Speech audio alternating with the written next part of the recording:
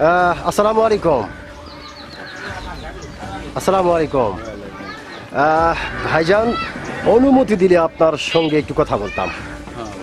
অসংখ্য ধন্যবাদ আপনাকে, অসংখ্য ধন্যবাদ আপনাকে কথা বলা বলির সুযোগ করে দেওয়ার জন্য। তো ভাইজান, সর্বপ্রথমে জানতে চাই আপনি কেমন আছেন? আলহামদুলিল্লাহ ভালো। আলহামদুলিল্লাহ যে আল্লাহ আপনাকে ভালো রেখেছে। তো ভাইজান, আপনার নামটা জানতে পারি? আমার নাম মোহাম্মদ ইউসুফ। মোহাম্মদ ইউসুফ, চমৎকার একটি নাম আপনার, অত্যন্ত চমৎকার একটি নাম আপনার। এবং আপনার নাম শুনে এবং আপনাকে সামনাসামনি দেখে যেটা বোঝা যাচ্ছে, আপনি অত্যন্ত একজন সাহসী মানুষ। এটা কিন্তু আপনাকে দেখেই বোঝা যাচ্ছে। তো ভাইজান, আপনি কি ভোটার হয়েছেন? হ্যাঁ, কোন দেশের? এই দেশের নাম।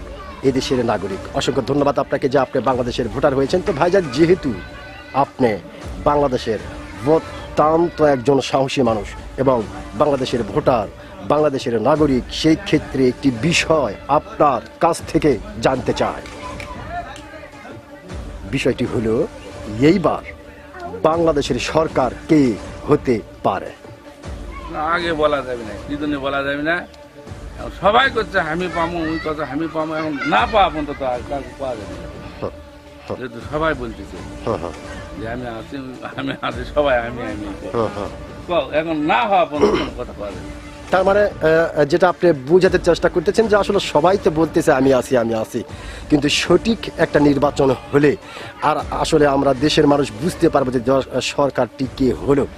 অসংখ্য ধন্যবাদ আপনাকে। আপনি যে অত্যন্ত একজন সাহসী মানুষ, আপনি কিন্তু আপনার সাহসিকতার পরিচয় দিয়েছেন, কারণ আপনি ভয়ে কোনো দলের নাম বলেন নাই, যার কারণে আপনি আপনার সাহসিকতার পরিচয় দিয়েছেন। অসংখ্য ধন্যবাদ আপনাকে।